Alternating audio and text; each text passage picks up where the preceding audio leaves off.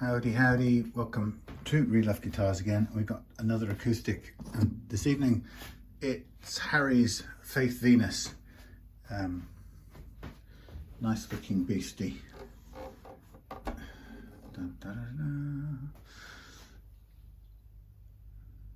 Gold rovers, scarf jointed neck, nice sort of satin finish.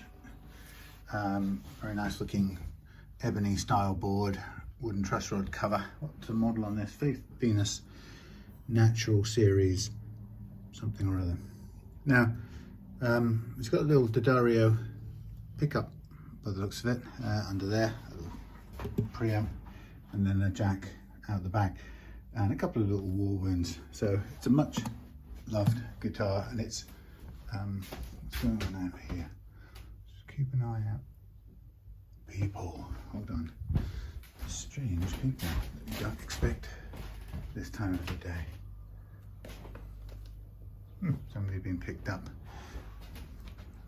Maybe they're going to spin round.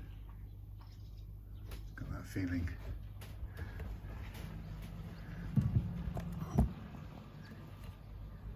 Coming around? I think you are.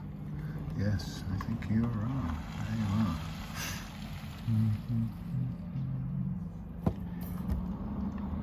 Don't know why. Person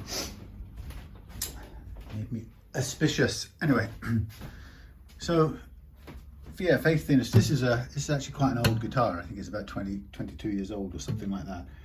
And what's great about it is that it's unchanged relatively. I mean, it's had no major work done. So although obviously we looked at it together to sort of assess the playing action and so on, because Harry would like a little bit lower action if possible, and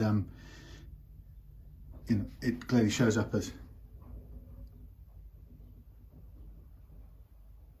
pigeons up in the loft. Shows up as having a slightly high action, but what's really interesting is that the saddle is hardly adjusted, if at all, so there's room for adjustment in there, and after 22 years that's quite impressive.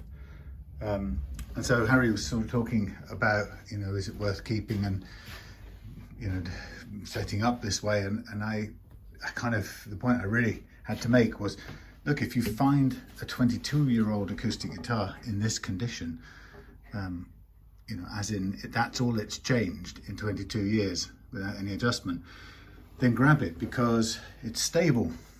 That's an amazing thing, even with what it has on here. I think fairly heavy 11 gauge strings. So my thing here is it's looking pretty low down at the first fret, and the strings are filthy and old, so we're going to use those as sacrificial strings. And I think I'm going to replace the nut as well for the best outcome on this, to give it its best chance. It should do. It's a lovely guitar, and it should have another 22 years. Interestingly, when we sort of discussed this in the first place, Harry did point out to me that it was listed as a bolt-on neck construction, and I think it's the Patrick Eggle neck system, inverted commas.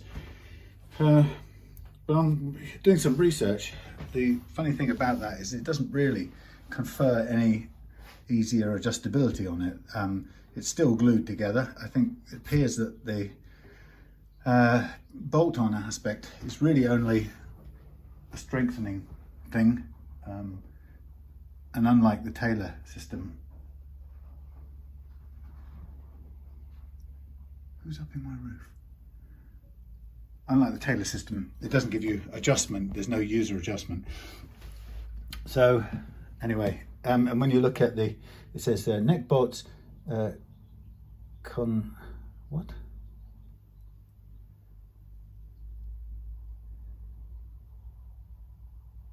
So it says neck bolts concealed, remove label to access. The problem is you'd still have to glue it, prise apart the glue, steam apart the neck joint, even if you wanted to get into it. So, you know, it would have to be they would have to be undone to take the guitar out, and presumably it might make it easier to get it out in the traditional fashion, but you're still left with having to rework both faces of this joint, and that's where the Taylor neck joint system I explained yesterday in a Taylor video, where its shim system helps it pivot, helps the neck, you see the heel there and the fingerboard, it helps the neck and the fingerboard together pivot around a point on the front edge of the guitar, and the shims fill in the gaps. You can see them sort of shown as the hatched area. Now on this, you have to, if you take this neck joint off, you have to either, well, if you're going to kick it downwards at this end, then you're going to have to remove material at the bottom end here, and you're going to have to add material under the far end there. So that's a tricky thing, and I keep seeing videos where people do this kind of neck adjustment, even with Taylors, and they forget the extension part, and it ends up either breaking off or being stuck back on in its original plane. And of course it has a hump there at that point, which just strikes me as bizarre. Anyway, so because it's effectively just, inverted commas, just a bolt-on neck, I'm going to deal with it in the only way we can, which is to make some action adjustment through the saddle. So I've measured the playing action. I know that it's about, I want to take 0.7 of a millimeter off. It's half a mil. I want to drop it by half a mil at the last fret. So I know I need to take it down by about 3/4 of a mil here to get that half a mil. But it's not bad, as we said. It's a pretty good action. So in order to get there, I'm going to slack these strings off. I don't expect them actually to last very long because of they're filthy and old. But we'll see if we can get them working. I'm going to do pretty much everything in one go. Like for example, I'm going to put on the new nut at the same time and just get it all in one go. Now there is currently no relief at all in the neck, so it's too flat. So I'm going to take the truss rod cover off as well and be prepared to adjust that once we put new strings on. We'll take that off first of all. It's a very fine little screws.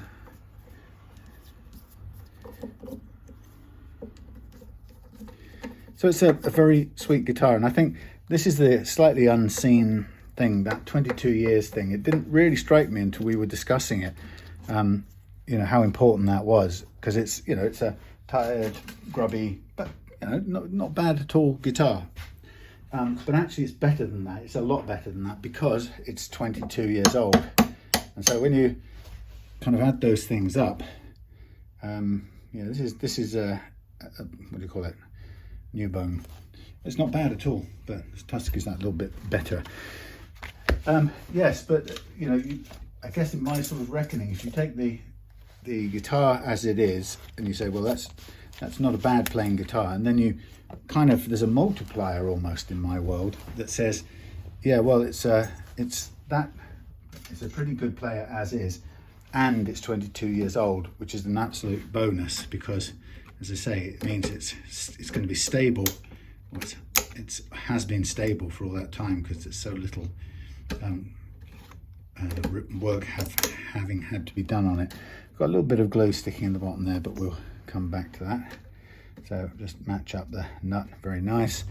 So what I'm going to do, I've got from yesterday's work, I've got some nuts drawn up, and so I'm going to measure up the original one, and then we're going to measure up the new one and kind of make them work together. So we've got 681 in the low E slot and 736, 681 and 736, 681 and 736 is the measurements in the old nut.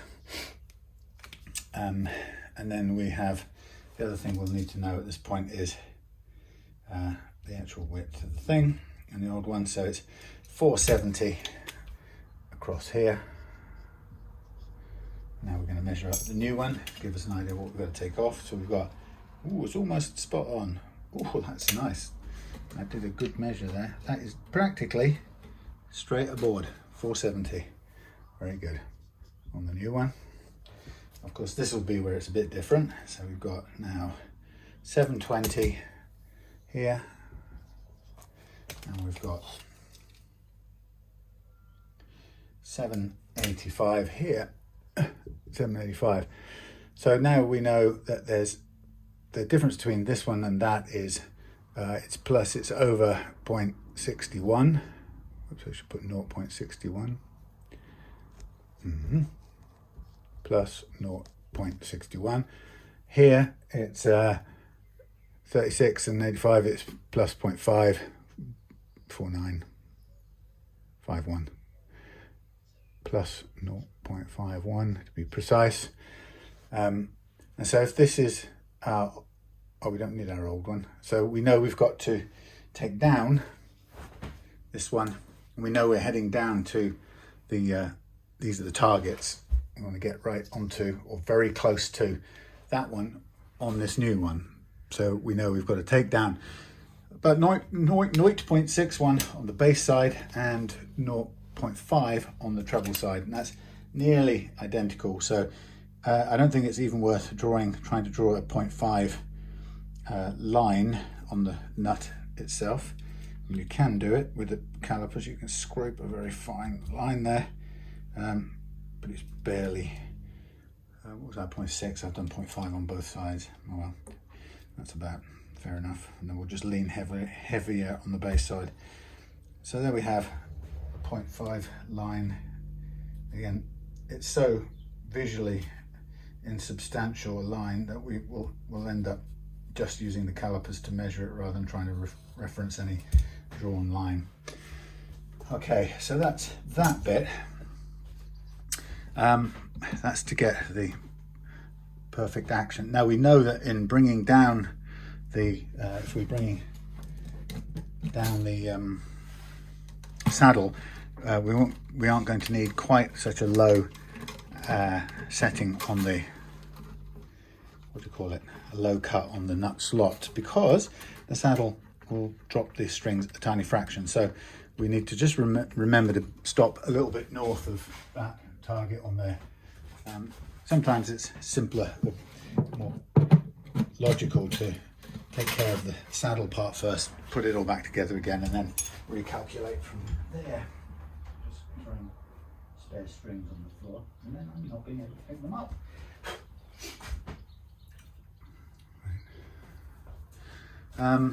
Okay, so now I have my target things in front of me. I can put that there, and I think what I'll now do, dust and fluff, I'll put the guitar back on the camera, and I'm going to get my sanding board up over here.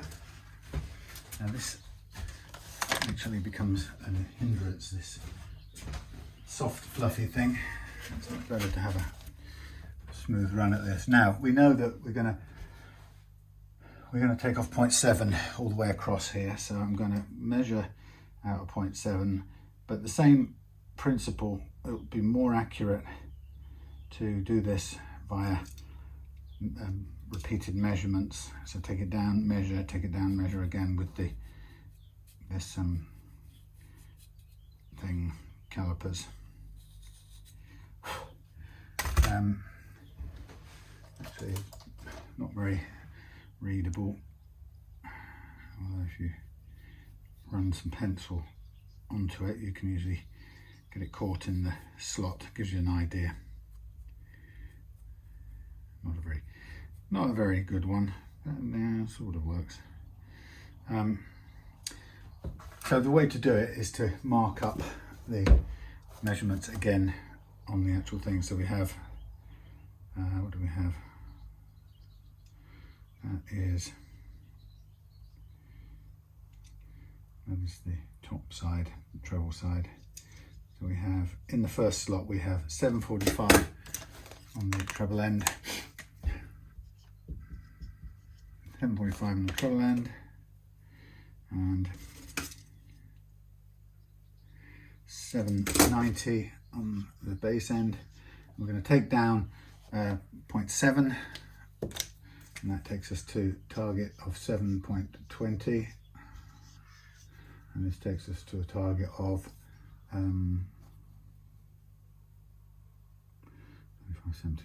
675. 675 plus 7 equals 745.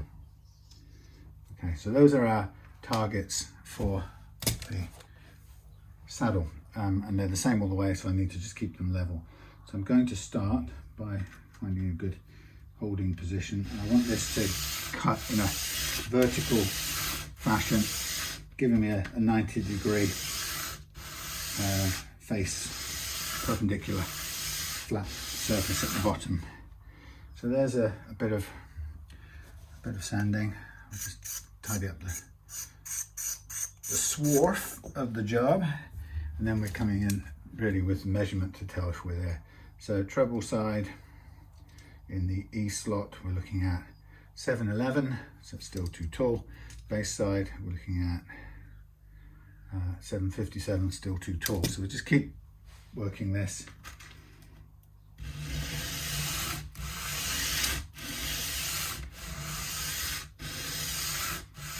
This is new bone as well, this saddle, but it's not so, I'm not so worried about that because the strings don't really move across that or through the slots or anything. There's a little notch on here, but it's less significant, I think. So I'm happy to keep on using the new bone, although it is making the slots the notches do sit quite deeply. So we've got 736, which is close, and then we've got 668, which is very close as well. So we really are in just a couple more swipes with this, and we will be there. And I'll just do it a bit in the lighter grit. I think that will be good. So that's our adjustment for the saddle to the action we want. I'll just double check. So we're going on the treble side, 646. So that looks just a bit under. So we've gone a bit under there. 717. That's a tiny bit under. So that's fine. I don't mind going a little lower on the treble side. I need this. Right, that's good to go back in. Now we've got to work on this one, and we've got a 0.5 or a tiny bit heavier on the bass side to remove. Now 0.5 isn't very much, so I'm going to start by just grinding down with a slight push on the bass side, and we'll do half a mil. So how much and when you stop, these are sort of things you've just got to be able to guess at. So we're looking for 736 and 681. Oh, 736, 720. 725 and 701. So a bit more to come off the bass side.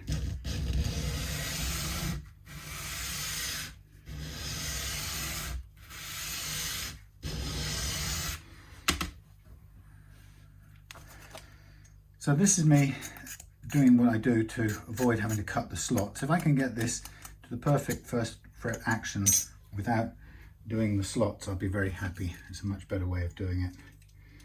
Okay, so 715, so a tiny bit under on the treble, and 686 on the bass. That's perfect.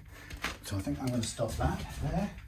As you can see, very close already, and not a lot of working it all down. Now this is the point where we've still got the old strings on, and we can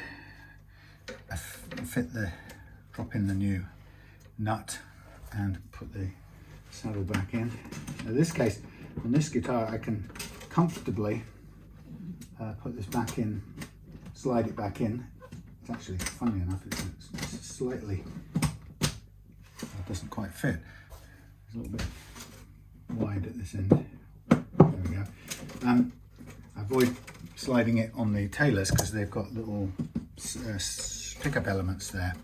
So now I'm going to tighten up. The nut is currently loose, that's okay. I'm going to hold it loose there. let's just double check. It appears to sit very nicely on there.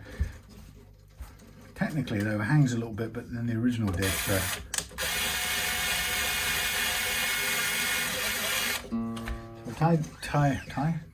tighten up this one first. It's obviously going to pull it sideways, so just need to get some tension on the other ones. So I want to just test the overall action now. So I do is just trying to hold it in place. Obviously it won't move so much when it's glued in place. Hello, what is in this? Thank you.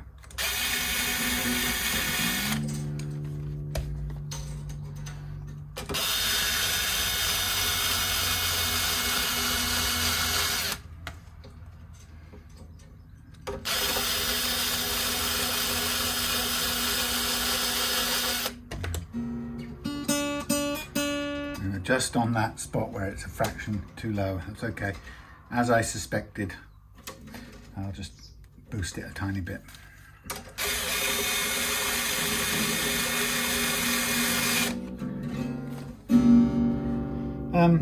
So what I want to do is I want to put a little bit of, a tiny bit of relief into this neck for starters. So I'm going to try and do the truss rod adjuster counterclockwise.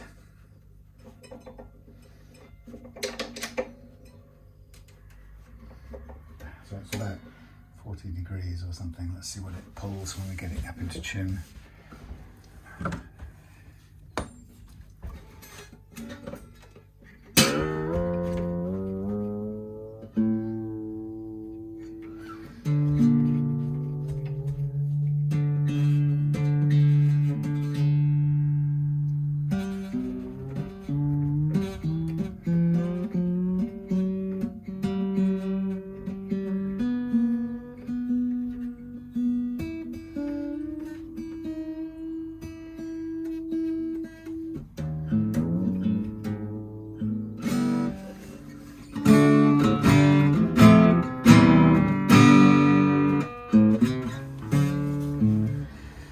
Okay, so we are on, what did we aim for? We were aiming for 1.75 and 2.25. So we've got just over 2.25 and we've got dead on 1.75. So we could have taken a little bit more off the bass side, but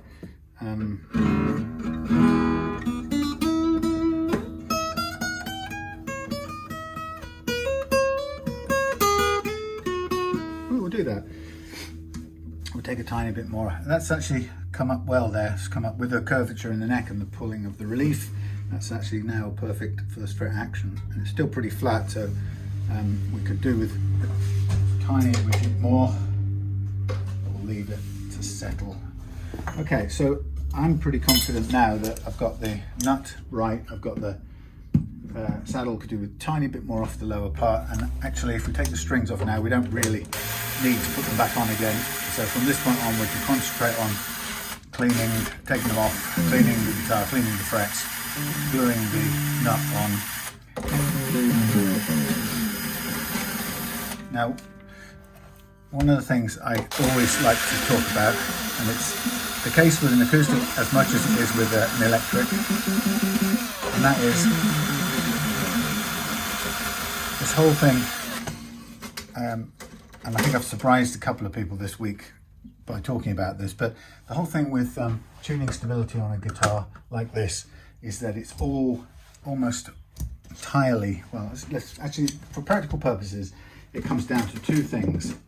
The first one is the quality of the nut and the way it's cut and fitted, and the width of the slots, so there's no friction. So if you've got the right material, for which Tusq is a very good start point, you've got the right material, you've got the slots cut perfectly, so there's no sideways or friction on the side of the slots, and so on, and it's at the right first fret action, which is about 0.3 mils maximum.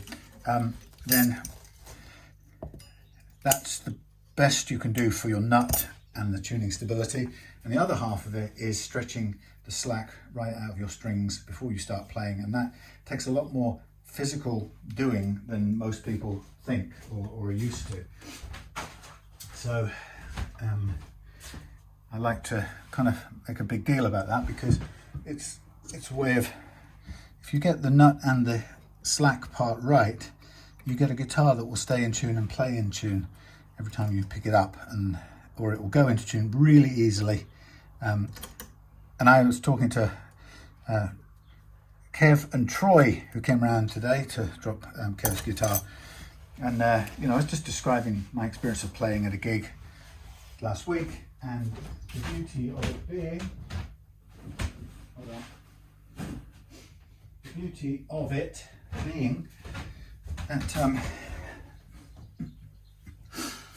of it being that that because I know how to make the guitar stay in tune, I have a wonderful worry-free experience playing. So apart from a sort of courtesy check over at half time with the tuner's always plugged in, because number one priority when you're playing with other people is to be in tune. Whatever you do, if you play brilliantly but you're out of tune, it sounds like terrible junk. So number one responsibility is be in tune, and so I always have the tuner on, plugged in, running in line. But I only had to check it over at half time and make a tiny tweak, if that, and then it's good for the entire second half, and I could play whatever I was playing, and no concerns that by the time I finish playing a little lead break or something, it's going to be out of tune, because I know that the nut and the slack in the string together are taken care of, and so it's going to stay stable the whole way through. So I totally recommend that you make this a priority on your guitars, whether you do it yourself or you get someone to do it. But the nut and the slack in your strings, and the slack thing, it's very you have to do both of them. You can't do one and hope that it will work out, because if you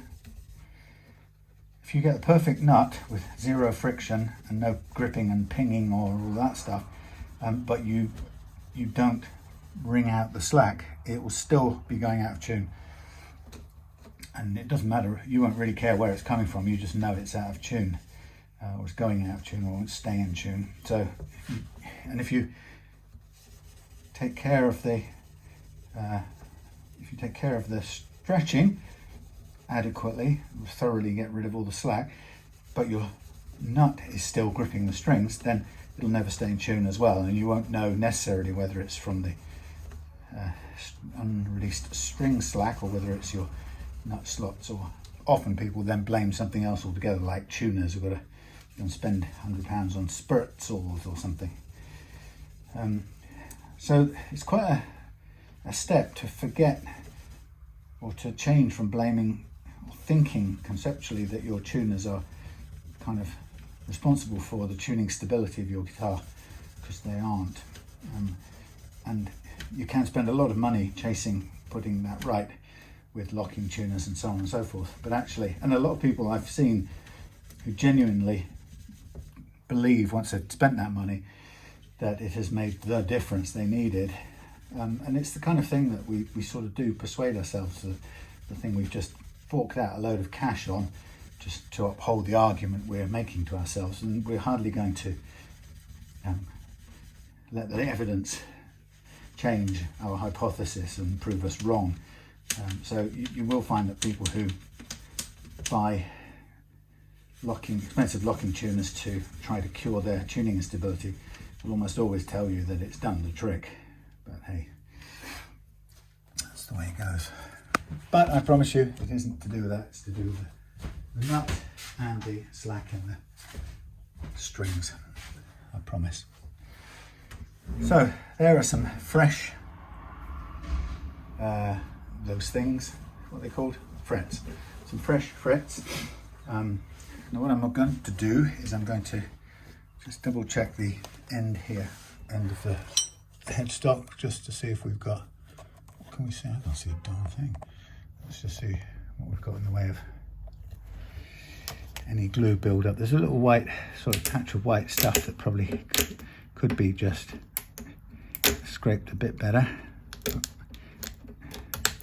kind of glue it is. Somebody made a comment the other day when I used a Dremel cutting disc to remove an overglued nut, and they took me to task a bit for using that method, and they suggested, they gave the impression that if it had been them doing it, they would have heated the nut up, and hopefully the glue would soften or something like that.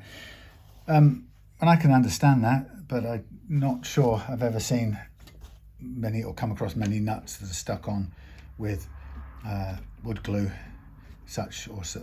any kind of glue that would respond to warming. I guess mainly because see now, look, I've just taken a little bit of rough down off the nut there. So I'm going to put a very light piece of glue on here, because it may be that will have made a slight adjustment to the overall way this nut ends up sitting, so it could even just take it below the level. I'm not sure, we shall see. Right now it doesn't appear to be sticking very well. It will in good time. Yeah, so I don't, like I say, I haven't come across pegs. Haven't come across wood glue or kind of glue in the nut fixing that comes away with the heat. And if somebody's used a lot of glue in the past to put it on, then sometimes cutting it off is the safest way of doing it. First of all, because you're going to you're not going to reuse that nut, and you're going to fit a new one. Is that sticking up a bit under there? Let's have a quick look. It looks a little lifting, but I don't think it is actually. I think it's deceptive. Yeah, so you're not going to reuse the nut. You want to get the nut off without any damage to the slot. More important than anything, you don't damage the slot or the finish around it. So cutting the nut away can be, although it looks extremely noisy, dirty, dusty, it looks extreme. It's actually, it can in many cases be the safest thing to do. I just think people sometimes it doesn't want to stay. It's not quite gripping. I don't want to put too much down on the base. That's what I was trying to avoid. But maybe if it doesn't stay on, I'll have to. Yeah, it's just made a little thin skin there, but it's going to need a little bit on the bottom.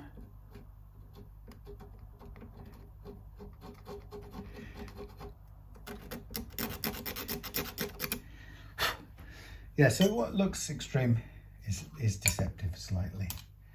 I just realised actually one of the reasons why this is probably actually not touching the front end of the fingerboard is because the Tusq nut usually is slightly uneven on its end. So it's always good to give it a little bit of this flattening down. We've got a bit of leeway, and you can see there's a sort of pocket that's in there. It's like in the mold, it hasn't quite set dead flat, so it can be really useful to just take it back until you can't see the little shiny pocket, and then you know it's dead flat, in which case it will hold glue much better, because I think I put the glue into the sort of pocket. That's about right. I'll just make sure this little bit's off the end here. So that's what I'm trying, as you can see, I don't mind using a bit of CA or super glue, but I'm trying to put it on the end surface rather than the wood, because sometimes the wood does want to come up at the same time. Right, so that is not sitting 100% right angular And it could be because there's a bit of grime still in this corner here, in the joint or the angle.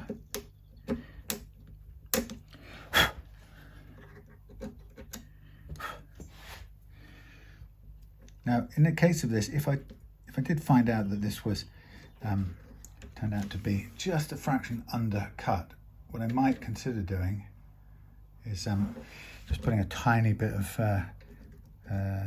copper foil on the bottom here, and that just lifts it a tiny little bit up. I'm just looking to see whether this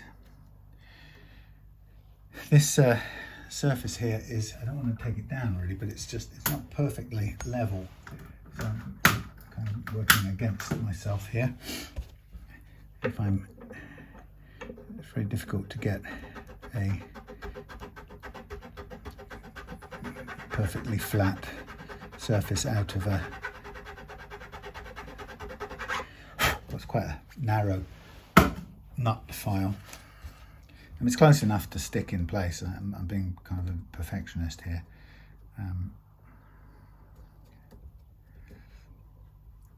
All right, I'm going to put some on the base now. That's the way it's going to have to be. What's the way it's going to have to be, little darling? Doo-doo-doo.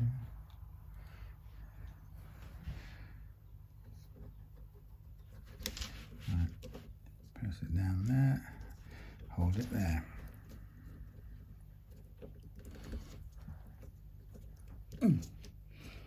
Stay there. So we've cleaned the board and we've polished the frets, we've adjusted the height of the saddle, we've fitted a new nut, cleaned the top surface. I want to clean the back as well. Interestingly, that this it's just sitting, you can squeeze it and just see the glue comes out a little bit. And just leave that dry and it will come off. Check the angle there, that's fine. I can speed it up with the most expensive accelerator in the world, which is almost worn out or used up now. Nice smelling stuff too. They did a good job of perfuming this stuff to make it acceptable to the human nose, the workshop technician's nose.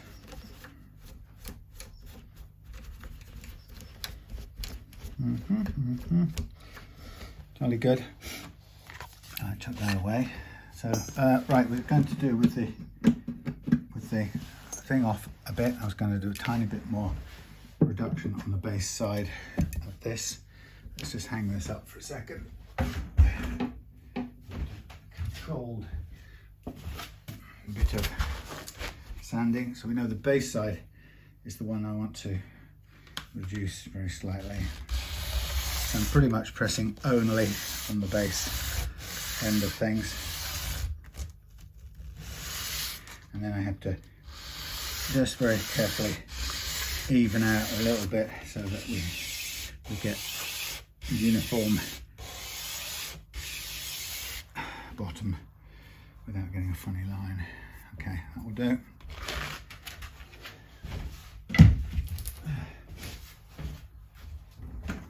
So while it's here, I'm just going to give it a quick go over on the back.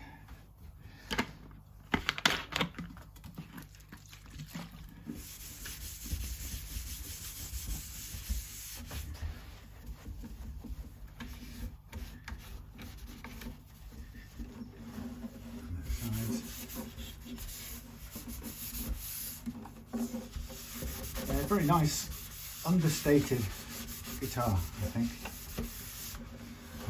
But like I said, the most impressive thing for me is the fact that it's in this shape at 22 years old, and that counts for, you know. So when Harry was talking about, well, maybe I should keep it, and my kind of response was, keep it, don't, for God's sakes, keep it. You know, it's 22 years good, if you like. Right, let's put on a little bit of oil on the fretboard, and then we'll be ready to restring which is, so it's, having done, you know, the measurements beforehand and test played and stuff, you know, I kind of am prepared for what I'm going to do on a guitar like this, so it's not that complicated, and thankfully we don't find any problems along the way which could suddenly make it a lot harder or a lot trickier, but it's rare. Usually you can spot those fairly soon or beforehand. Okay, so I don't want any excess oil on there, so that's just taken the majority of that off. So now we're going to load up with new strings. Who did that song, Load Up With Rubber Bullets? That's very political, wasn't it? About, that's all sort of round about the IRA troubles days. I think everybody was into crowd control with rubber bullets in those days.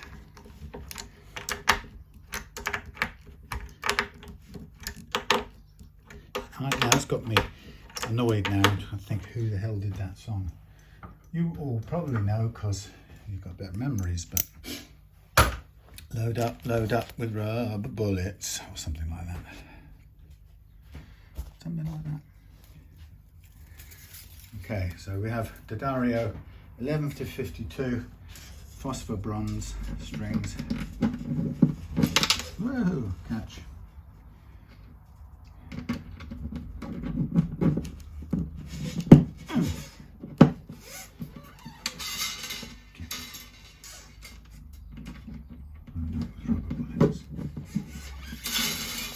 Watched a great Thin Lizzy concert the other day from 1975 in Japan, I think they were. Japan?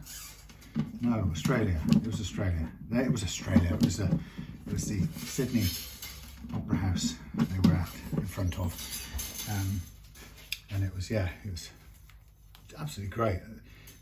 I don't know. I'm not a long time detailed geek Thin Lizzy fan, but you know, from what little I know of them, which is kind of just the most common songs that everybody knows, but this performance seemed to be at their absolute peak, you know, with Scott Gorham and Gary Moore on guitars, and that brilliant singer bloke on bass, whatever his name was. But what star quality he had. Oops, that's the wrong bloody thing. What star quality. I mean, stood out a mile, didn't he? So I'm going back 1 fret's worth and then winding on, holding the tight string over the top of the loose string first time round, and then directing it underneath the loose string as it comes round the second time, and that together sort of locks off this string, and I'm ready to cut it after that.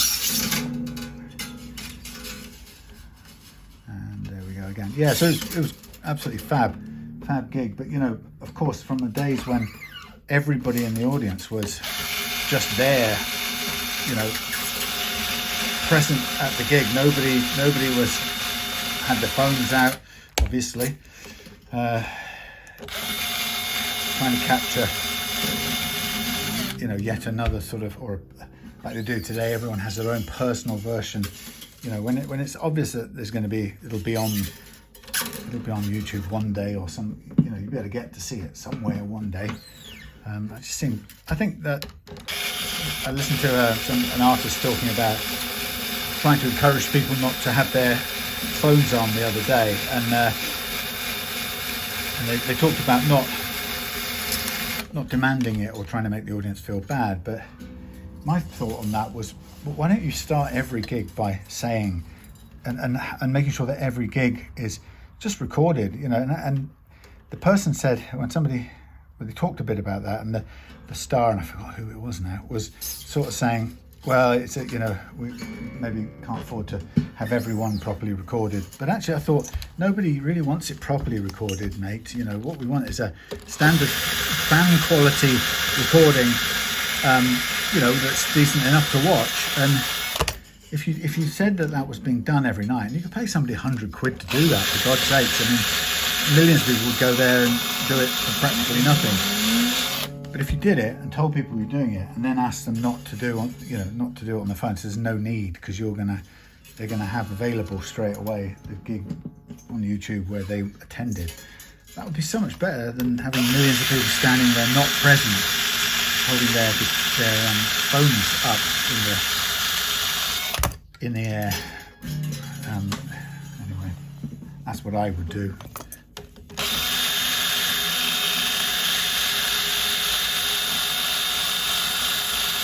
Be here, be now. Hasn't that been used before? Oh yes. But yeah, I think it's such a shame to you know, I don't think I've ever been, since the era of phones, I don't think I've been to any major gigs really.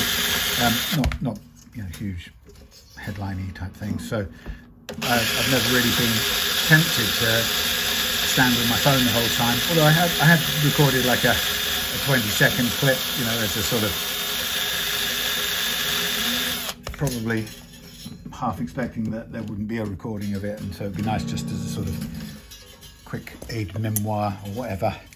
But definitely, I think they should do everything possible to stop people living, you know, through the camera lens at a gig. It seems to defeat the whole objective, really. As far as I can understand. And the experience of being present, instead of trying to capture it and hold on to it, is much more exciting and rich, much richer an experience too.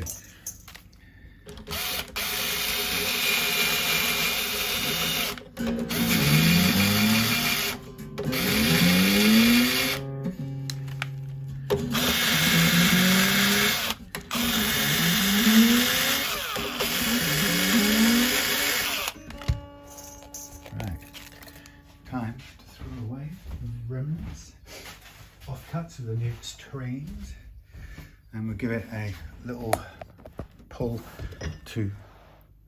Oh, sorry, we're in the zoom out zone. I'm so sorry. That was the worst. If I put this on video, I will use the overhead camera at that point. Soz.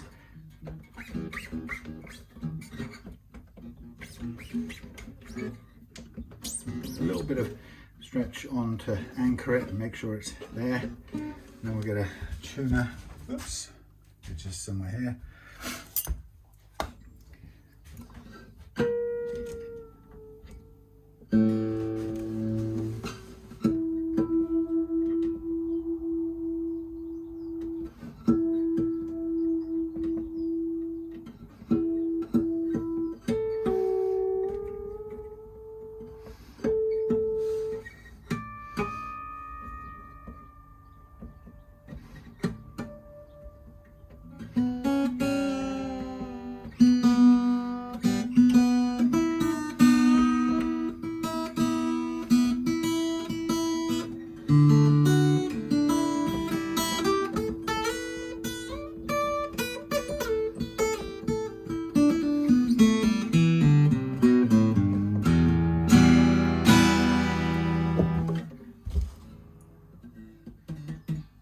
That's really interesting. That's gone up a tiny little bit with the glue and the tension on the strings. So we've got back up in clear of the minimum. We're on 225, which is great. We're on 175, which is great. And we're probably very close to the ideal action on there, but I'm double checking it just to be on the safe side. Imperial metrics. I haven't used these in a while. I've used the other ones. So the high E is bang on the mark, and the B and the G are just slightly over. So this will make a small, very small adjustment. And sometimes it's good to do this, even though I aim to do it without using the files. It's nice in another sense that I can just ensure that the files, the slots are pointing down and that they're wide enough wide enough.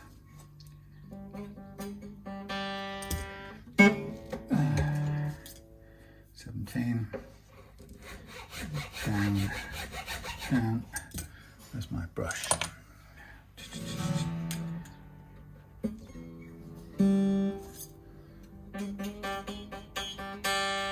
That's close to the mark.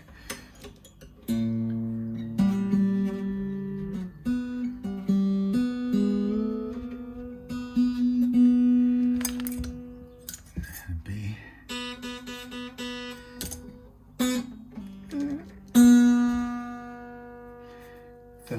Side, a bit backwards, followed by a little bit down.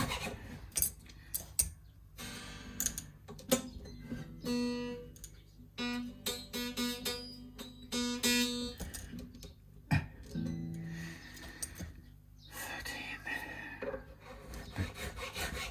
bit down.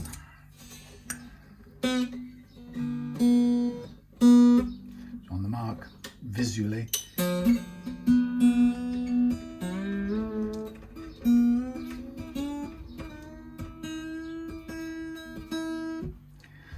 Check these. I think these might be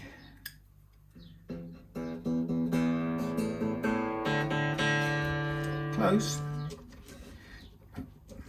Tweak them.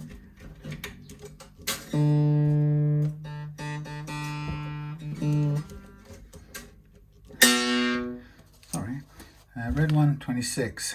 26. And a bit backwards and a bit of down.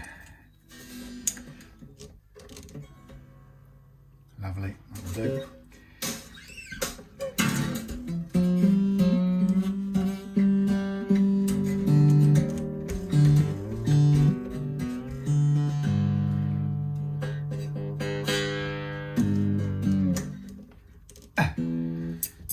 And this one, 36. Again, bit of backwards and a bit of down.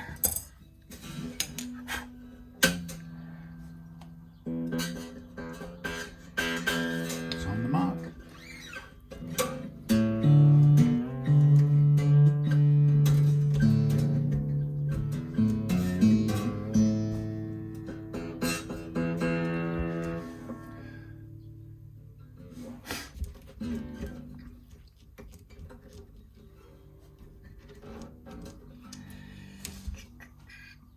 $46, a bit of downwards, sorry, a bit of backwards and a bit of downwards.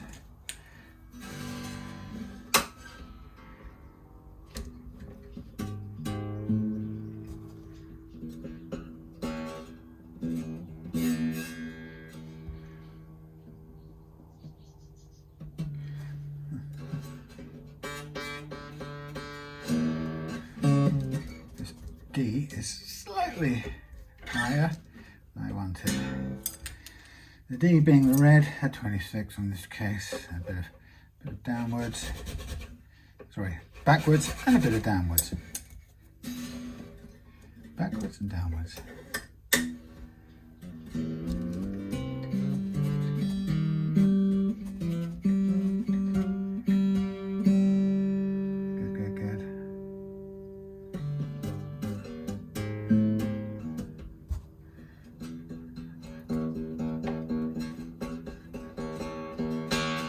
I think that's good enough. So now the thing to do with your new strings, this is, remember, the second part of your tuning stability equation, is once you've got the things to the right first fret height and everything's set up geometrically nicely, if you just get into thumb and forefinger stretching with stretching the strings out. And of course you've got to be careful, you don't want to put too much force or pressure on the strings anywhere. But we do want to get rid of any possible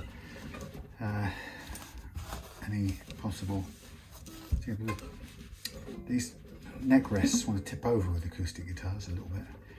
Yeah, we don't want to break the strings, so we're being careful. So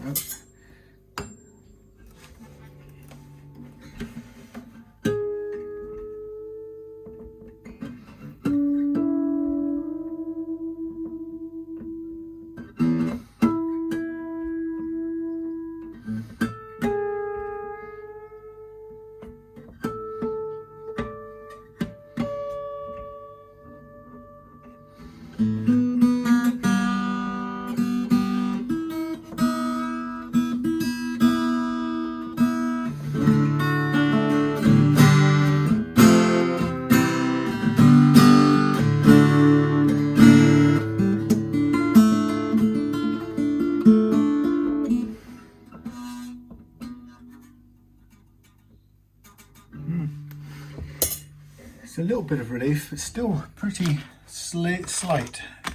I'll tweak a tiny bit more in. But the relief is the thing that may change all year round anyway. So you know, it's the kind of thing you want to be confident doing yourself anyway. It's really important to counter any weather-related seasonal changes where the neck flattens or curves a bit more. It's very common, and genuinely don't. That's why the truss rod exists, for you to counter that change in the shape of the neck. And you really don't want to have to be taking it, or don't want to be frightened of doing it, so that you feel you have to take it to a luthier to do it. It was designed for you to make the adjustments.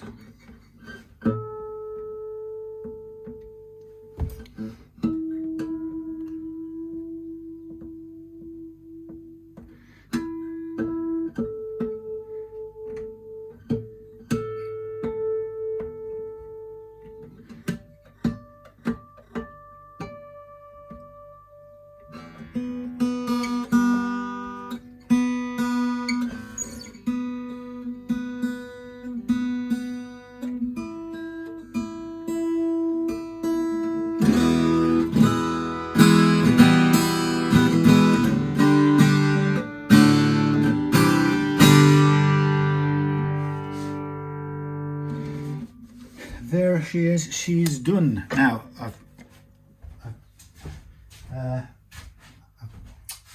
glued the case, but the binding back on the case, binding, kind of strip purfling type of thing on the case. So, and it's a fairly fast drying resin, so I shall see if it's done it. If it fails to do it, then I'm going to have to rethink and use a different material. Oops, let's go and put the all important truss rod cover back on, and then we'll take the clamp off the case and take it home with the tape still attached to it to try and hold the stuff in place, just to make sure, and leave it overnight. And then if tomorrow it needs redoing with a different, I bought some Gorilla Glue which is still en route, but I thought I'd give it a go with 2-pack resin, because that should work. There we go. So that's the setup with the action adjusted via the saddle, and that was enabled by the fact that the saddle had enough room in it to make that small adjustment. The decision about whether it was worth doing at all or not, as I said, is mainly coloured by the fact that this is 22 years old and it's in relatively great condition for that age. So it's totally every bit worth doing that setup. Wouldn't have felt so good about it had it been a much younger guitar, you know, and we're coming close to the no further adjustment space down here on the E. It's still pretty good, the break angle, but you know, further than that, and you know, we'd say, well, we haven't got many more years of adjusting at all left in it, and I wouldn't feel so fantastic about that. But actually with this, it's only changed that much in 22 years, so as far as I'm concerned, that's good for 20 more. Okay, thank you for watching. Short one, time to go home and get some sleep or something.